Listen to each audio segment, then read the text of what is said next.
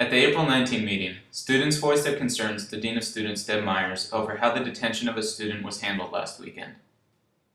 Senior Jessica Irons took issue with the fact that Myers in Public Safety immediately escorted Engie to the Greyhound station and sent him home. Irons asked Myers if this was typical for college policy.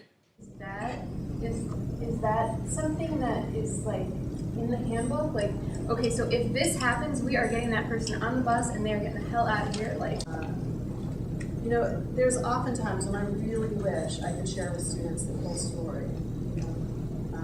But I mean, the reality is that somebody in my position just can't do that. Senior Alex Howard then brought up the issue of the conduct board, questioning the way this case was handled by the administration. I don't think that this is being handled well at all. It's your job to pull it together.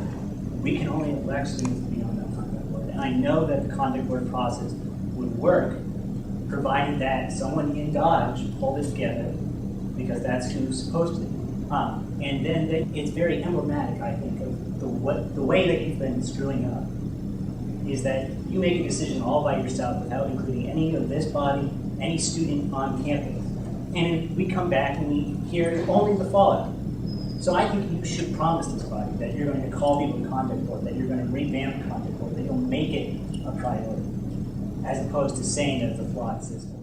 In reaction to the dismissal of Engie, several students supposedly went around campus Friday afternoon in war paint in search of the Dean of Students. I've been in education for 38 years. She said her antenna went up because there was really some feeling of some malice there. So she carried on downstairs and people said, "Where is the Dean of Students' office?" And it was not a nice ask.